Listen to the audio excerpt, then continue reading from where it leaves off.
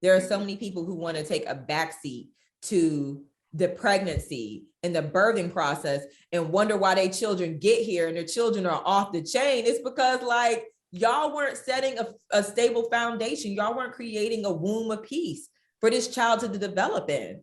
So now the child is in the world and the child is turned because y'all were turned the entire pregnancy or because she wasn't getting what she needed.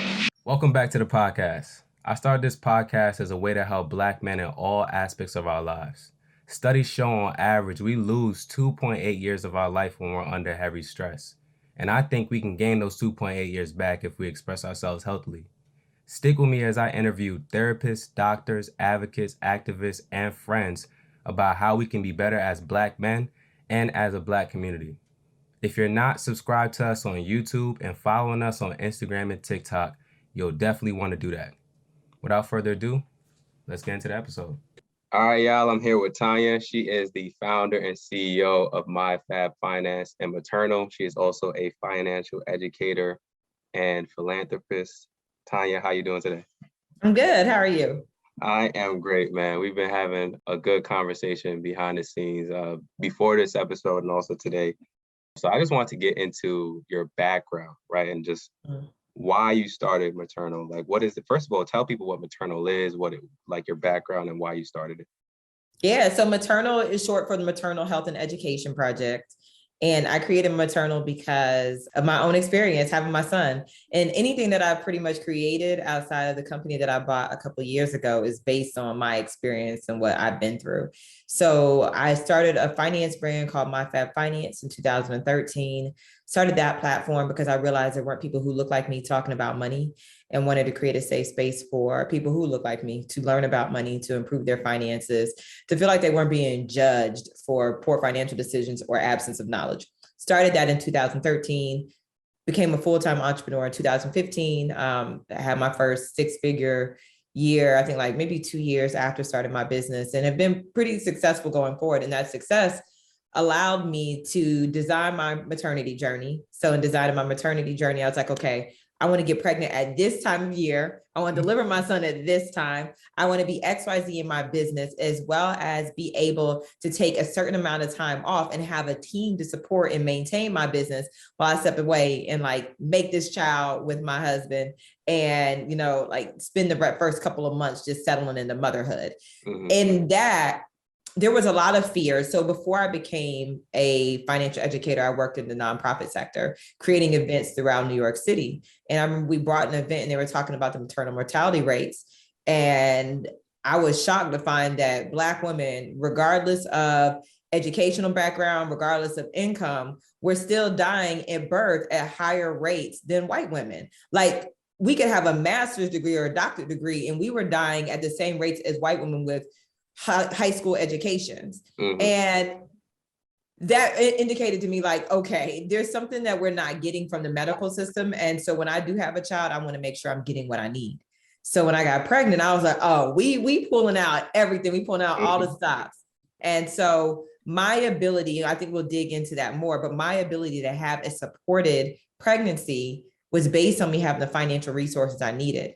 And I realized that a lot of people don't have the financial resources they need in order to have the supported pregnancy or have, become a mother or father or parent on their own terms. So I created Muhturnl as a way to help level that playing field. So we provide grants to mothers who are pregnant for them to pay for a birth worker or doula to support them in their birth. We provide grants to birth workers and doulas for them to further their certifications or grow their businesses so they could support more mothers of color. And we also cover the in-between. If a mother needs some groceries, we're going to send her some money. If she needs, money for a cleaner because she's overwhelmed, needs somebody to do the laundry, we're going to do that too. That's fire. I love that. And I was going to ask you, so you talked about how you planned out every facet of your pregnancy. I know there's a lot of women in my life that plan out like when they want to get married, when they want to have kids. But I don't think I've heard it to like that degree where you're talking about, like you said, you had a specific month that you said you wanted to get pregnant, and then a specific month that you said that you wanted to have your child. I think that's very, very, very planned out. So for you, like you mentioned it, like you talked about it as like a privileged pregnancy. So like that was, So can you explain what that looks like, right? Like what is a privileged pregnancy? So you talk about the planning aspect, but outside of that. Yeah. I mean, planning, the ability to plan, the ability to step back and say, this is how I want to bring a person into this world. And then to have the financial resources to support that. So one of the things that always bother me about procreation or creating other humans is that people treat it like people put more effort into planning weddings. They put more effort into getting their degrees and their education than they do in creating another human being that's going to be here, walking around on this planet, impacting other humans. Like, I don't take that lightly. So for me, yes, it was privileged, but it was also, even before I had money, I was like, this is one of the biggest responsibilities I will ever have, is making another person. But then when we think about labor and childbirth, this is life or death.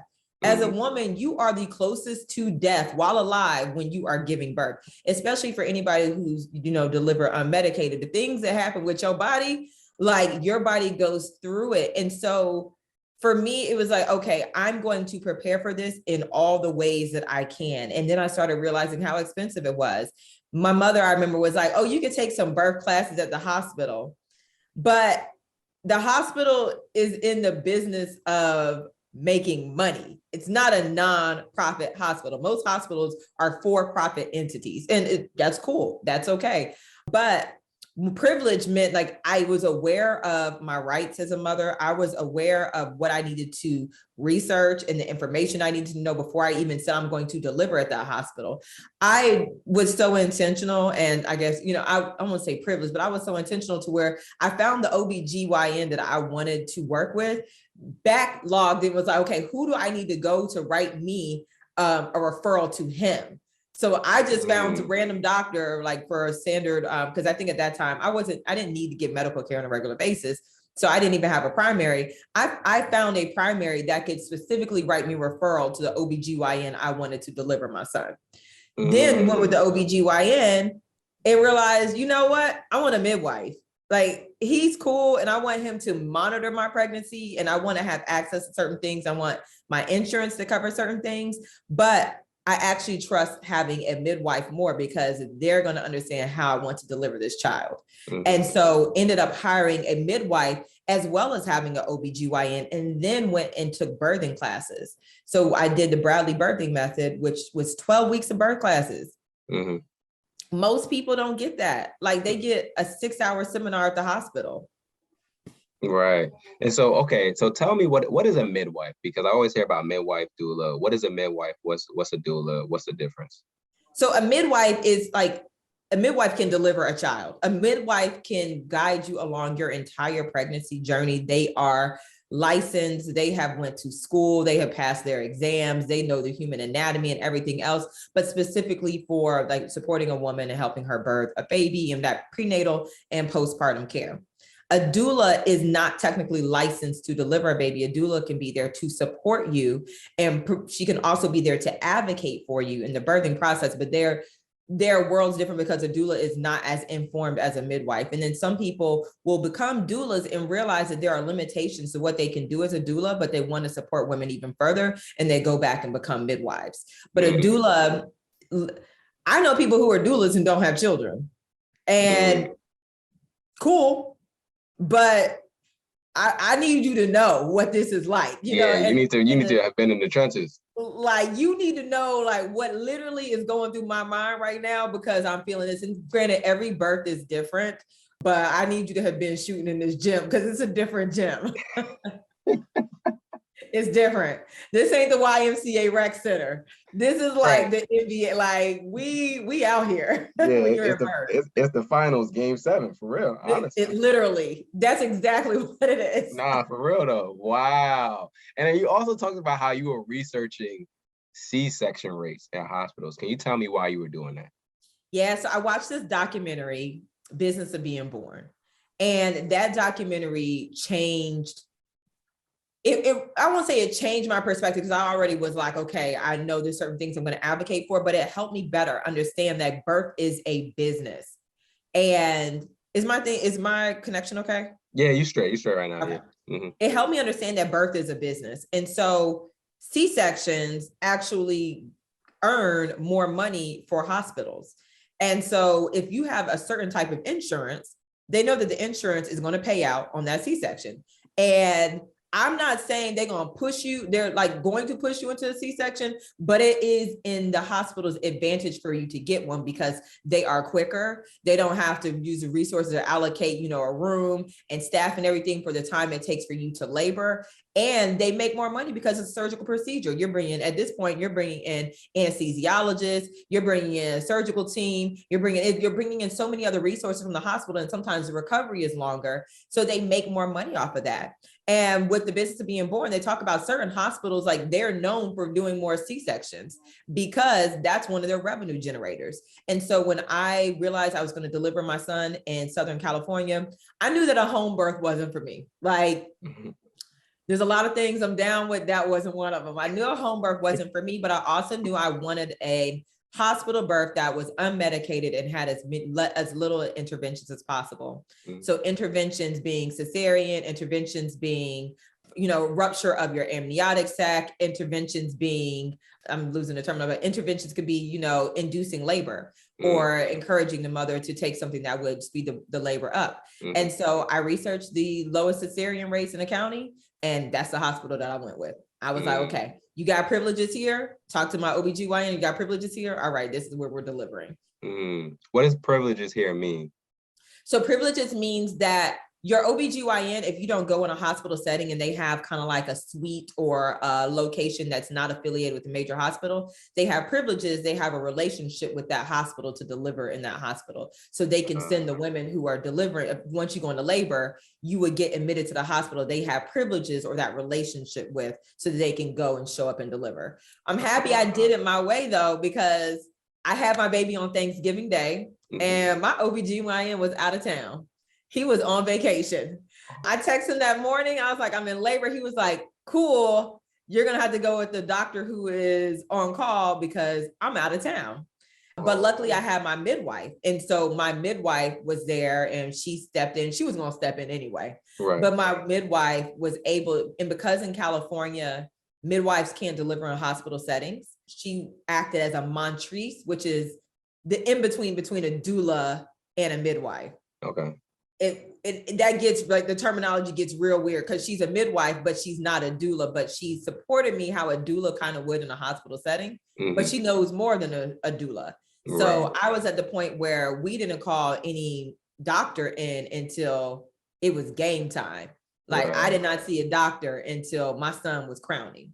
And that's because I had my midwife there to kind of guide me through the process. I didn't need a doctor. I didn't need to talk to a doctor because she could tell me everything that was going on. That's fire. And you said crowning. That's when the head is coming out or no? I'm wild. Yeah, that's when in canal. And they're like, so all the doctor could do was come in and just catch him. That's all the doctor could do. Right, okay. And come in and catch. Like, you're not about to ask me to do anything else but push this baby out. Wow, that's fire. So you talked about how the business of being born, right? So can you tell me, how much does a pregnancy normally cost? Like outside of like for an average person that doesn't have a privileged pregnancy, like how much does it normally cost them? It could be expensive, and I think it varies by, it varies by state, your insurance and everything else. But I know that my pregnancy, my delivery was like $21,000 was billed to the insurance, and that was just for the delivery in my hospital stay. This is an unintervention, like. They might have given me like some Advil, some Motrin after I had my baby and gave him like a vitamin K shot. And this was still $21,000. But then it's, the prenatal visits and everything else, it can run you upwards of $30,000. It could be upwards of $30,000, $40,000, $50,000. Jesus. Yeah. That's why insurance, like having insurance is really important, but that's why, and that doesn't include my midwife that I paid. That didn't include my birthing classes that I paid for. Right. And so birth is expensive. It is expensive to make a person, and hopefully people have insurance or other means to minimize that cost. But listen, giving birth is just as expensive as having a wedding.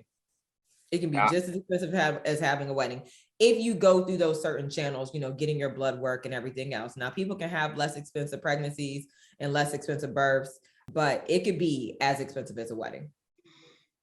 Man, you about to get me in my wedding bag talking about expensive weddings, and my girl want to have the most. I mean, she don't want to have the most expensive wedding, but she wants to have, y'all want to have a good. I'm just like, listen, look, we can go to Vegas, we can sign this certificate. Now, let me.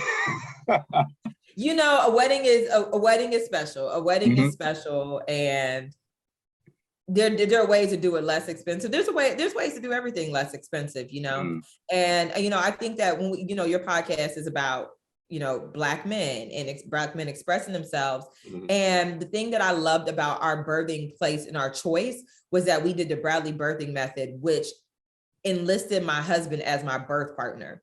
Mm. So the focus wasn't just on me as a pregnant woman. We were a unit, and this was the father of this child, and he was as educated. He knew the stages of labor. He knew like to look for certain signs. He was walking with me doing exercises like hip opening exercises and everything else.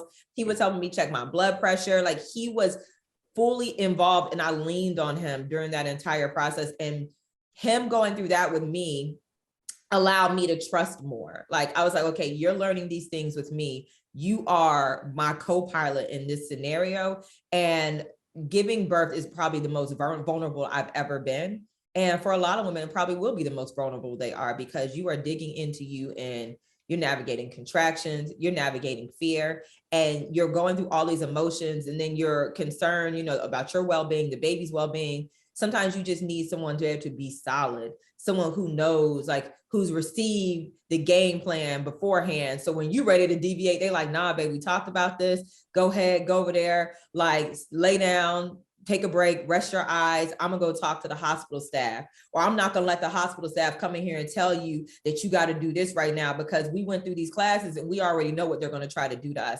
So now you have someone else who is advocating for you, and having my husband there to advocate for me, it empowered me, and it allowed me to rest in being vulnerable and allowing my body to do what it needed to do. Absolutely, man. I was just gonna ask you about the Bradley method and why you felt like that was the one for you, but obviously, after hearing you speak about it, it kind of basically made y'all more of a team, right? Like, because a lot of times we hear about like pregnancies, and like, I mean, at least me as a man, I'm just like, man, I don't know what I'm gonna be doing. Like, I don't know what the process is. I didn't even know there were birthing methods and all these like about birthing classes and all these different things. So like, this is why I love the podcast. Like, I do the podcast for the community, but I do it, like I told you, I do it more for me than anything, right? Like, I'm asking these questions for me, and if it helps other people, then great. But like, I'm learning right now. Like, okay, cool. We're gonna take birthing classes. Okay, we potentially gonna have a midwife. We're gonna research C-section rates in the hospital. We're gonna look at our insurance and make sure that their insurance covers what we're gonna be getting done during birth. So I appreciate you dropping the game for real, because it's important for us to know this stuff, especially as men, because a lot of times we take more of a backseat when it comes to like pregnancy. And I think we need to not necessarily be in the driver's seat, but we at least need to be in the passenger seat and making sure that things are, up to date, and that we're helping y'all, through the process. At least, yes. And to know, to be on with the program, so that if you got to hop in the driver's seat, you know how to drive. Like, so we both ain't sitting here on the side of the road, like, okay, so how we gonna get there? Like, you need to be able to be comfortable. And one of my good friends, I was talking to him about it. He was reading birthing books and everything else. Like, birthing books aren't just for women. And I need men to understand your woman, the woman who is having your child, your wife, your significant other, they are literally creating your human. It's not just you. It's not just a kid. Like, that is your namesake. That is your legacy that she is creating. Support her in that. And some people might decide they want to do a cesarean. Some people might decide they want to do certain things because they're afraid, and that's okay too. But learn what you can, and ask other fathers, what do you wish you would have known? What's something that you would have found to be, what would have made you more supportive, or what's something that your wife needed during this time? Ask her people, ask her doctors, go to the doctor appointments with her. Ask her midwife, if you have a birthing team, what is the best way that I can support my partner during this process? She's in the final trimester. Now she can't even tie her shoes. How am I able to support? She can't even came out of final trimester, I could put lotion on my legs without getting out of breath. It's really a physical change that you navigate, but all that can impact your child. All that can impact your child's personality. There are so many people who want to take a backseat to the pregnancy and the birthing process and wonder why their children get here and their children are off the chain. It's because like y'all weren't setting a stable foundation. Y'all weren't creating a womb of peace for this child to develop in. So now the child is in the world and the child is turned because y'all were turned the entire pregnancy or because she wasn't getting what she needed. And so it's so much bigger than people have babies every day. She gonna be okay. But your baby isn't born every day. So focus on how you can ensure success as much as possible. And not even success, but support as much as possible. Man, you look, okay? You are dropping bars, gems, whatever you want to call it. Yo, the womb, I think the one that really stuck out to me was womb of peace and like children coming out turned. Because listen, children aren't gonna get their parents' temperament, but there's always gonna be like a little extra stuff that gets sprinkled in there. And I think you just perfectly explained that, because some of these kids, man, I don't want to talk about people's kids, bro, but look. We ain't gonna talk about nobody's kids, but it ain't their fault in some instances. In some instances, not the parent. I'm not gonna blame it all on the parent. But we control what we can, and then we leave the rest to God. But we can also co-create experiences and have an impact on outcomes and do what we can to be as responsible for our place or our role in that outcome. Absolutely. So you were saying, we were talking about how you were married at the time. Your husband was very, very supportive. Seems like from the way that you speak about him, seems like a very dope individual. So I know you talked to me about how the marriage has ended since then. Can you tell me what that process has looked like for you after the marriage and pregnancy and all that? Oh, and it froze a little bit. Can you restate that question? The whole question or just the half part? The whole question. Okay. Let's just run it back. Cool. My editor will take it out. It's cool. All right. So I know you were talking to me about your husband and how dope of a partner he's been, how supportive he was during your pregnancy. So, I mean, from everything that you've been telling me about him, seems like a very, very dope dude. But I know you told me how the marriage has ended since then. So can you break down what your process has been like since then? Like, what does that look like for you? Yeah, I think that when we get married, I don't think you get married with the vision of divorce in the future. Like you don't get married like, we're going to divorce in a couple of years. And so a lot of it was reconciling where we were mentally, where we were and how the ways in which we were growing or the ways in which we were growing apart. And I don't want to disclose too many details, about my ex-husband or anything about what eventually led us to go our different ways. But like honor is really important to me. And if I feel like I'm not being honored in a situation or relationship and I'm forced to choose myself, I'm going to choose myself. And so we are co-parenting well. He's an amazing father. I mean, but even then, I feel like a few months after our son was born, I kind of had to have a conversation, be like, hey, you kind of dropping the daddy ball right now. Like, I feel like there's other ways you could show up for him. And one of the things I loved is that he recognized it and he did course correct. And he is an absolutely amazing father to our son. Like our son loves him. I have no complaints. One of the things that my mom had to remind me of when my son was born was that mothers and fathers are just different. And there's things that you're going to do that are different from how he would do things, but he loves that child equally as much. So let that man rock. So I really had to be like, you know what? He going to do things his way. As long as our son is alive and healthy and everything, I'm gonna fall back. Whatever works for you, works for you. But also realizing the importance of having two happy parents.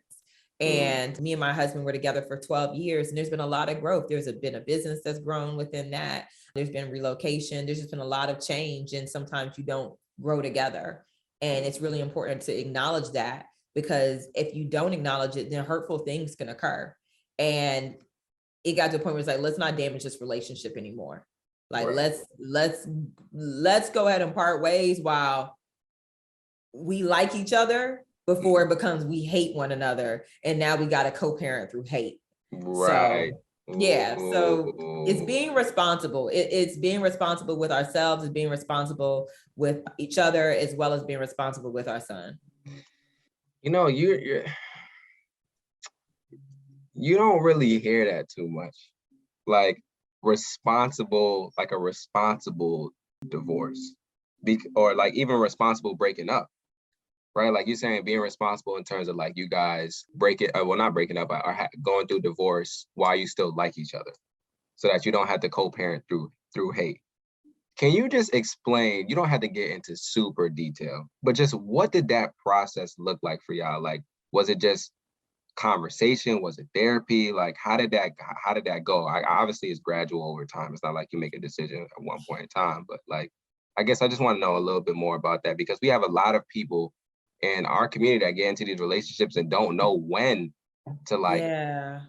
right? And it ends up becoming hate. And now it's like, man, I hate my baby mama, or I hate, like, and it's like, yo, it doesn't have to be that, because y'all have so much stuff that is riding on y'all being cool with each other, or at least being cordial enough to be able to communicate. Yeah. I mean, there's layers to it, right? Because there are layers to it. I think that it starts with being honest. It starts with being honest with yourself, and it starts with being honest when you see them red flags and when you see things coming up. And it also is important to be honest about your attachment style and what you want out of a relationship, or what's keeping you in a relationship. And so some of us get into relationships based on unhealthy attachment styles. And because we got into it with an unhealthy foundation, we're willing to stay in things that are unhealthy, or we're willing to tolerate certain things that are unhealthy because it was all unhealthy to begin with. And, one of the things I love about social media is them highlighting like beautiful Black families and couples. But what I also don't like about social media is that it romanticizes relationships, or like what people should look for in a certain partner, or like how you should conduct yourself in a relationship. People try to like embody other people's relationships instead of dealing with like the relationship that they are actually in. And so for us for me, I think that, my ex-husband, we probably still be together if it was all his choice. But for me, it was just realizing that there was damage that had been done. And even through therapy and everything else, it was going to be really challenging for me to exist in that relationship in a way that was like, it served both of us. Like at the end of the day, I don't want neither one of us to be uncomfortable. I don't want neither one of us to have to feel like, there's no trust here. I don't want either one of us to feel like we're always walking on eggshells, or we can't be ourselves or can't do things. So it's just kind of like, you know what, I'm going to be responsible here and say, I release you. Right. I release you to explore who you are and everything else. And I'm releasing myself so that I'm not upholding a marital contract with someone who is not honoring me. And to me, that's also a gift for my son, because a lot of us grew up witnessing, infidelity. We witnessed abuse. We witnessed, even misogyny in our households, where it's kind of like the mom, well, she played her certain role, or like she was exhausted and dad just sat there and watched TV and was like, well, she playing a woman's role. We witnessed that at some level in our childhood. And I'm creating a new narrative for my son, and I'm creating a different way for him to grow up as a Black man, God willing, supporting Black women. I kind of toyed around with like, do I take him out the will if he's not with a Black woman? Like, I don't know. Like, but hopefully, and I didn't put that in there. I didn't put it in there. But hopefully, my goal is to set an example for him of what it looks like to honor other people and to honor yourself, and to operate with integrity in your relationships. Man, I love that. You're creating generational change, and that's never easy, right? Like there's a lot of stuff that goes into that. Wow. I love the fact that you talked about taking him out the will, because if you know. It was kind of like, do we take him out if it's another? Do we want them getting these assets that I bust my ass? Oh, so that's what it was for you. Yeah.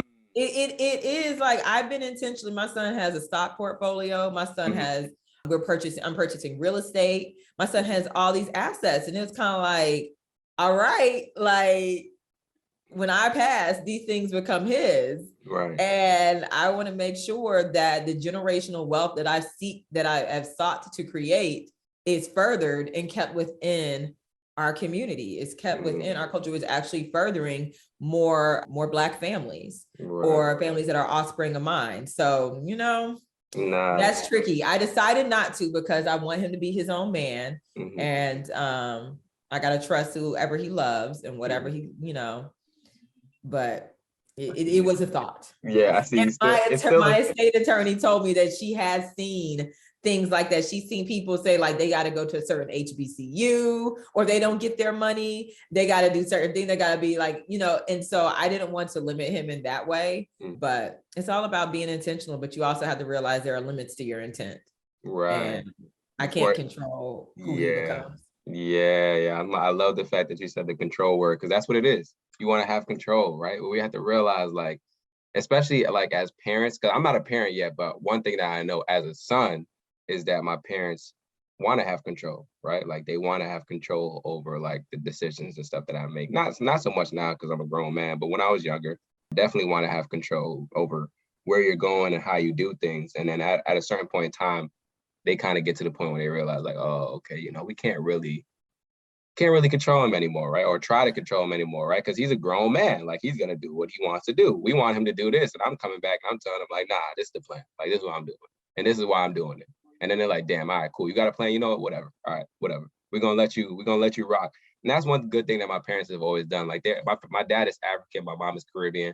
I know a lot of people think that I grew up in like this super strict household and all these different things. But one thing that my parents taught me was if you have a plan, we will, for lack of better words, submit to your plan for your life as long as it makes sense. So I always have been the person that like, okay, here's a plan for what I want to do. And y'all let me know if it works with y'all. But at the end of the day, I'm informing y'all of what I'm going to do. I'm not really asking for your approval. I want your approval, right? I want it. But if I don't get it, I'm still going to go through with this because I have that much confidence in myself, which was also instilled by them. Right. Yeah. So, it's like this, y'all made me like this. Y'all know that, right? Y'all made me like this. That's how me and my sister are. Me and my sister, we ask a lot of questions, even when it's really funny because this is about like birth and everything. And I remember when I told my mom I was going to have a midwife and she was like, you better not have my baby in no back room, so and so. I was like, girl, hold on. Like, why is that your first thought process? But you instilled in me, you had a midwife. Like you breastfed exclusively for the first 6 months. Like I'm still following the plan, but I just got different resources and I'm doing it slightly different than you did it. But I think that our parents can set the blueprint or they can set the framework. And for some of us that we feel like it's a good framework, then we might deviate from it a little bit, but we'll be like, okay, all right, I'm gonna pull this from it. And I'm gonna take this from it, but I'm gonna add my own little spin on here and I'm gonna modernize it right here. And then, this is where we at. I love that. And that's why healing is so important, right? Because when you heal, you start learning things that were part of the blueprint aren't actually needed in the blueprint or aren't helping you, or maybe a little bit detrimental. Wow. Okay. So I wanted to ask you, we talked about your marriage and the divorce and your process after that.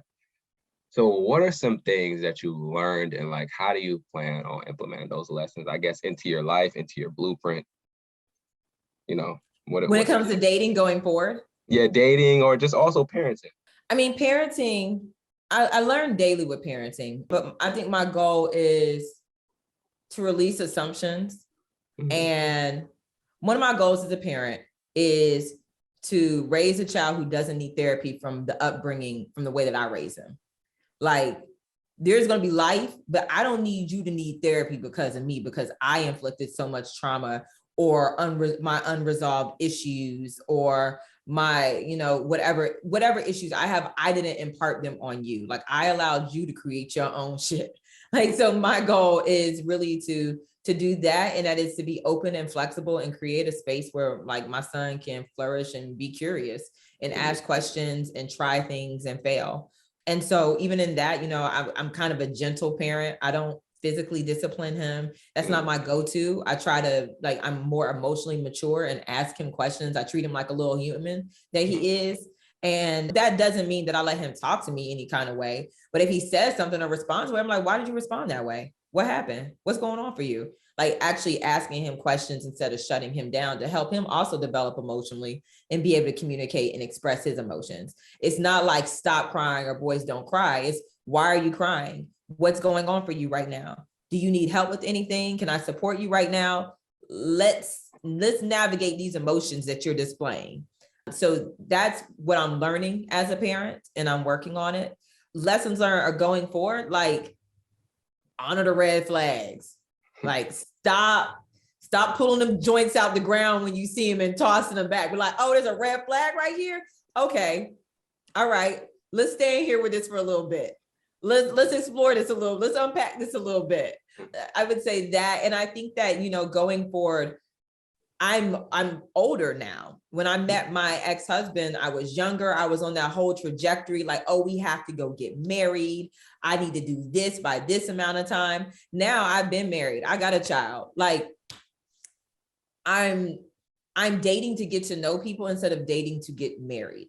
I am dating to just see how like someone fits as a life partner versus like trying to rush partnership and being patient now. So those are lessons that I've learned. It's just being patient and like, girls, stop ignoring the red flags. Like when they say something, listen to it. Like, and also stop trying to convince myself of what they say and not what they do. Cause like people can say things, but they'll do other things. And I'll try to convince myself, well, what they said was, even though they did this, it's like, no. What they did. Let's go based on what they did, not what they said. And so that's something that I've evolved into now. Yo, you're preaching, okay? I just want you to know you're preaching right now because so many of us do that. And I think that's one of the, like, it's a big issue that I see when it comes to relationships. It's like, well, he said he loves me. And it's like, well, I mean, is he loving you the way that you want to be loved, right? Like, and if we flip this with the man, it's like, well, I really want to be with her. And it's like, well, is she showing you that she wants to be with you, right? Because I get DMs all the time from dudes like, yo, should I stop talking to her? I'm like, bro, if you asking me if you should stop talking to her based on how she's responding to you, you already know that you probably should stop talking to her. You don't need my response. I'll go and read the text. And it's like, bro, this woman is she's not even responding to you, bro. What do you mean stop talking to her? She already stopped. You know what I'm saying? She hasn't shown much interest, right? And I think a lot of times, like, what ends up happening is, like, we want the relationship or the situationship to work so bad that we are literally pulling at anything. Well, maybe she's just busy. Busy for 2 days, bro? She's been busy for 2 days? Are you come on now. Look, there's not much more that I can do for you, bro, right? But I understand because I've been there, right? Where you want somebody to be interested in you as much as you're interested in them, bro. But you gotta understand, like, it's not always gonna be that way, and it's okay, because what that's saying is, like, you don't need to waste your time here anymore, right? Move on. That's saying that's not your person. That's not your person. Mm-hmm. That's not, and even if you convince them to be your person momentarily, and since like Lauryn Hill has this quote, insincerity has no longevity. Even if you do convince them to come over to the side or like show interest or get into a relationship with you, how long standing is that going to be? Like, are you going to be able to sustain that relationship? My God. Tonya, you have dropped so many gems. This has been a really, really dope episode. I just want you to plug in the things that you're doing, what you're working on, if you have anything coming up, how people can support you, how people can find you, all of that good stuff. Yeah, I mean, outside of this, I'm a financial coach. I'm a financial educator. My platform is MyFabFinance. So for anybody who's watching, like, you know what, I want to have a baby. I want to start a family. I want to get in a relationship, but I want to get my finances in order. You can go to mymoneypersona.com, which is our quiz that it was developed to help you figure out where you are financially, what your money personality is. And then we give you tips and suggestions, or even some tools we developed on how to like get from point A to point B to point C to point D. So mymoneypersona.com. And then for anyone interested in Maternal, that is MUHTRNL. Muhturnl. So we spell it the way that it sounds, Muhturnl. That's our Instagram account, and it's maternal.org for the website for anyone who wants to make a donation or apply for a grant. Like 100% of the funds we receive goes to either the women or goes to my administrator who reads through the grant applications and allocates the grants and everything else. So all the money that we receive is put back out for the cause. And so if anyone's interested in donating, you can go there. Or if you're interested in getting a grant, you can go there too. Tonya, thank you so much for everything. I appreciate it. Y'all go to Maternal, follow, figure out your money personality, and support Tonya and what she's doing, because she's dropping so many gems, not only on this episode, but just in life in general. Thank you. Yo, I'm excited, man.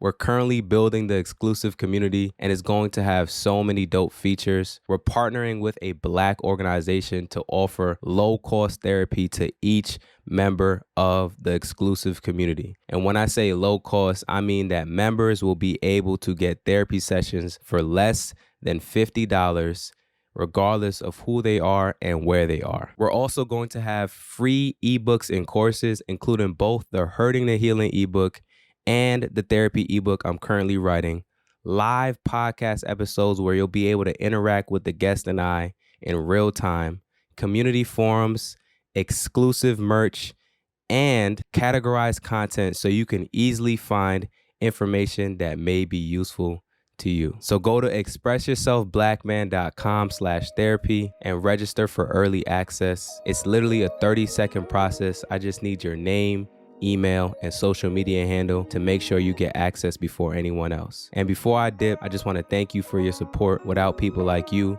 none of this would be possible. I can't wait to see you when we launch. Sometimes I know you feel like you ain't got nobody to speak to. A shoulder to lean on somebody you could preach to. No, you need to hear it, my brother, I love you. We got way too much to live for.